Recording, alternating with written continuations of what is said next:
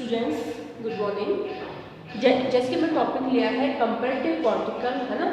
उसकी दो प्रकार से पार्ट किया है, वर्टिकल और हॉरिजॉन्टल। इससे जो पहले का पार्ट इसका फर्स्ट था उसमें हमने लंबी आत्मक तुलना का वर्णन अपने किया है, समझने की कोशिश की है। आज हमारा टॉपिक है तुलनात्मक राजनीति अमरांतीय तुलना कि अपन पर्टिकुलर तुलनात्मक राजनीति के अंतर्गत अमरांतीय तुलना को अपन किस प्रकार से ले सकते हैं या फिर किस पर कौन कौन चीजें आएंगी। जैसे विभिन्न कालों में विद्यमान एक ही देश की राष्ट्रीय सरकारों की ऐतिहासिक तुलना। यदि हमें तुलना करना है तो हमारा तुलना का क्षेत्र क्या होगा, जो एक ही काल विशेष के अंतर्गत राष्ट्रीय सरकारें जो रही हैं उनकी ऐतिहासिक तुलना करना, यानी आज के परिप्रेक्ष्य में क्या है और पहले परिप्रेक्ष्य में कैसी राजनीतिक व्यवस्था थी उसका अध्ययन इसके अंतर्गत करेंगे। इसी प्रकार सेकंड है समकालीन विश्व में विद्यमान राष्ट्रीय सरकारों की अमरांतीय तुलना। अब जो अपने समकालीन विश्व में अपने पूरे विश्व में जो तरह की राष्ट्रीय अंतर्राष्ट्रीय सरकारें चल रही हैं वो किस प्रकार से अपनी विद्यमानता बनाए हुए रखी हुई है ना, उसका अध्ययन इसके अंतर्गत करेंगे। ठीक, फिर बात करते हैं कानून या संस्थागत दृष्टिकोण, है ना।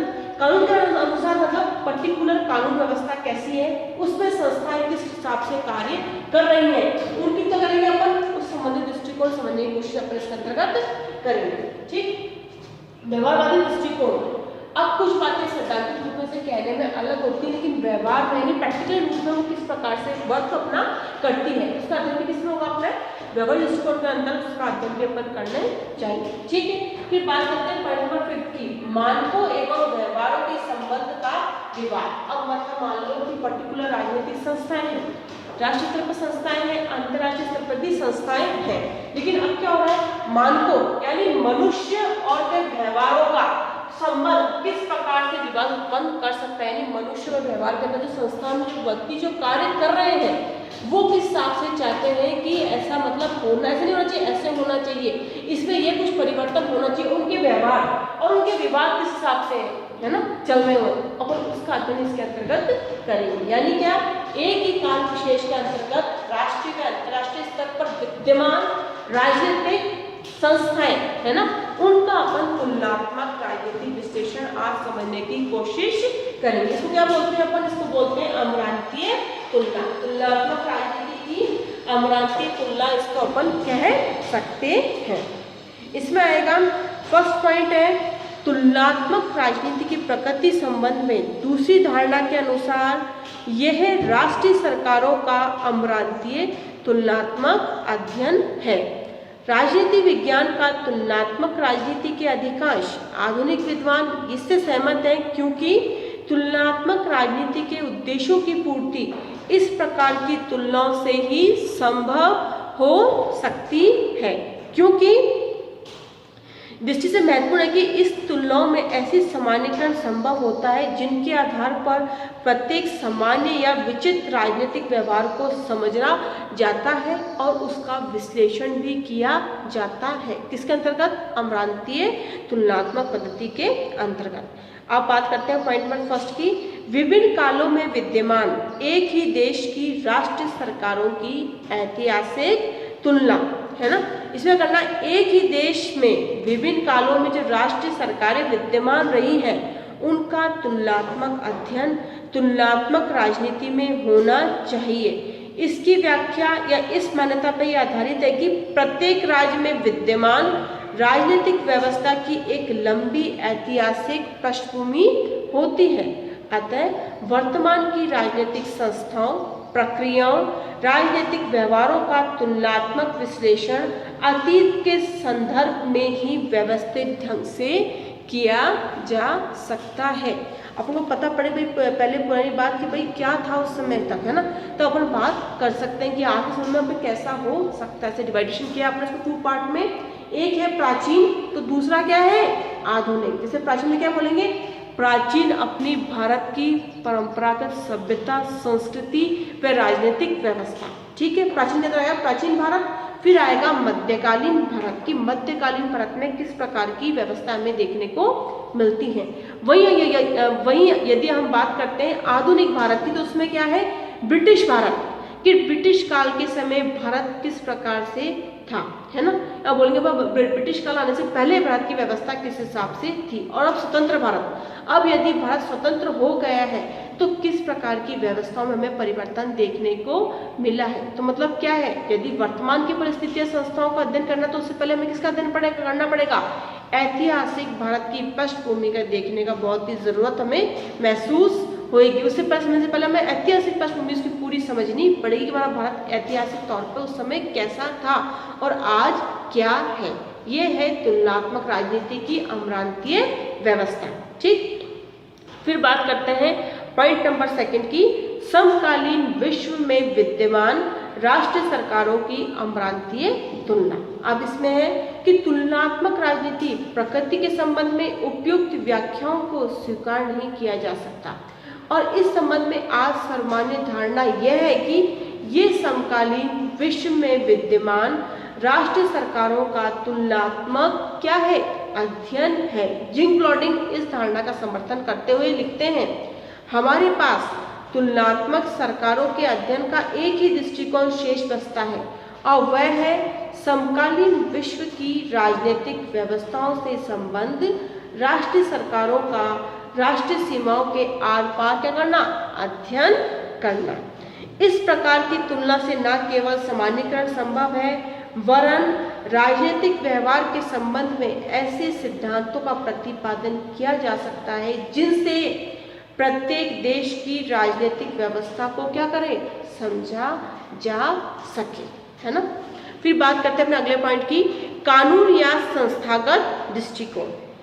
इस दृष्टिकोण के अनुसार तुलनात्मक राजनीति में केवल संविधान द्वारा स्थापित राजनीतिक संरचनाओं का तथा संविधान द्वारा नियत किए गए राजनीतिक व्यवहारों का तुलनात्मक अध्ययन ही किया जाना चाहिए। यानी अपनी जो भारतीय व्यवस्था के हिसाब से कार्य करती है, संविधान के अनुसार, विधि के अनुसार वो अपना कार्य संपन्न करती है। इसी प्रकार से क्या कि यदि हमें कानून भारत का अध्ययन करना तो किसका अध्ययन पड़ेगा, हमने जो संविधान द्वारा जो हमारे संस्थाएं बनाई गई है, जो कानूनी व्यवस्था संविधान के अनुसार चली आ रही है, अपन को उसी व्यवस्था को लेते हुए उस चीज का अध्ययन ही करना है, और उसकी जो कमियां हमें दिखाई देती है कानूनी संस्थागत रूप से, उन कमियों को दूर करने का प्रयास भी हम इसके माध्यम से ही करेंगे, है ना। और क्या बोल सकते हैं इसको, संविधान के द्वारा प्रत्येक संस्था के कार्यों का नियमन होता है। संविधान राष्ट्र सरकारों का मूल आधार है। तुलना राष्ट्रीय सरकार कार्यकलाप में होनी चाहिए। संविधान द्वारा नियत किए गए इस धारणा के अनुसार किसी भी आधार पर राजनीतिक व्यवहारों का अध्ययन न केवल अव्यावहारिक वरन असंभव ही होगा। ठीक है, यदि कोई राजनीतिक संस्था किसी परिस्थिति विशेष के कारण संविधान द्वारा निर्वाचित राजनीतिक व्यवहारों को अलग हटकर आचरण करती है तो राजनीतिक संस्थाओं और व्यवहारिक अपवाद के स्वरूप अस्थायी स्थिति हो सकती है। लेकिन जो संविधान द्वारा जो नियम कानून बनाए गए हैं, हमें अपना मुख्य रूप से दृष्टिकोण उसी को लेकर संस्थाओं का संस्थागत अध्ययन करना होगा। ठीक, फिर बात करते हैं व्यवहारवादी दृष्टिकोण। इस दृष्टिकोण के समर्थकों को व्यवहारवादी कहा जाता है क्योंकि तुलनात्मक राजनीति न केवल कानूनी व्यवस्था का औपचारिक अध्ययन व तुलना पर्याप्त नहीं है, प्रमुख बात यह है कि राजनीतिक व्यवस्थाओं का व्यवहारवादी स्वरूप क्या है और राजनीतिक संस्थाओं का वास्तविक व्यवहार क्या है। जिंग-ब्लॉडिंग ने तो तुलनात्मक के व्यवहारिक पक्ष को सार्वभौम रूप से मौलिक माना है। उसके अनुसार तुलनात्मक राजनीति कानूनी परिधि में न बांधकर उसके बाहर निकालना है। अब क्या अर्थ है इससे व्यवहार दृष्टिकोण, मतलब क्या है, विधि और कुछ कह रही है, मतलब विधि अपनी और कुछ बातें मान रही है ना, वो तो अपना करके इसमें कानून और संस्था का दृष्टिकोण को अपना मान के चल रहे। ठीक है, अब हम बात करें व्यवहार दृष्टिकोण मतलब क्या, जो नियम कानून माने गए हैं संविधान के अनुसार, जो नियम बना दिए गए उस पर अपनी कानून व्यवस्था कार्य कर रही है। संस्थाएं जो भी निर्माण किया गया उनके नागरिकों पे अपना कार्य कर रही है, लेकिन व्यवहार के रूप में वो कानून नियम तो अलग है, लेकिन क्या ये पर्टिकुलर प्रैक्टिकल रूप में वो किस हिसाब से उन पे कार्य हो रहा है ना, या व्यवहारिक रूप से उनका उपयोग किस प्रकार से हो रहा है और उसमें हमें कुछ परिवर्तन देखने को मिल रहे हैं कि नहीं, इसमें हमारा सुधार विकास संभव है कि नहीं, उसका अध्ययन अपने इसके अंतर्गत करना चाहते हैं। इसी प्रकार से हमारा लास्ट पॉइंट है मानकों एवं व्यवहार के संबंध में विवाद, है ना। इस प्रसंग में एक महत्वपूर्ण तथ्य यह है कि मानकों व व्यवहार दोनों ही अचल नहीं रहते, वरन दोनों ही गतिशील है ना। मनुष्य और मनुष्य का व्यवहार क्या एक प्रकार से स्थिर नहीं रह सकता, हमेशा में परिवर्तन देखने को मिलता है। मानकों में परिवर्तन व्यवहार में परिवर्तन लाता है। स्वयं व्यवहार भी नवीन मानकों की स्थापना कारण बन जाता है। जिंग ब्रॉडलिंग के शब्दों में, जबकि आधारभूत दृष्टि से तुलनात्मक राजनीति का संबंध सरकार की संरचना से होना चाहिए, पर साथ ही साथ उसका संबंध व्यवहार के स्फुटिक प्रतिमानों आचरण से भी होना चाहिए, क्योंकि वे सरकार की जीवित संरचना के क्या है, अभिन्न अंग है। कौन? मनुष्य। ठीक, फिर बात करते हैं तुलनात्मक राजनीति न केवल शासन तंत्रों संगठनों की तुलना की जा सकती है और न ही मानकों में व्यवहारों के संबंध में विश्लेषण मात्र ही किया जाता है, वरन इसके क्षेत्र में इन दोनों का ही समावेश क्या है, बहुत ही आवश्यक है। यानी कौन कार्य संपन्न करता है? मनुष्य।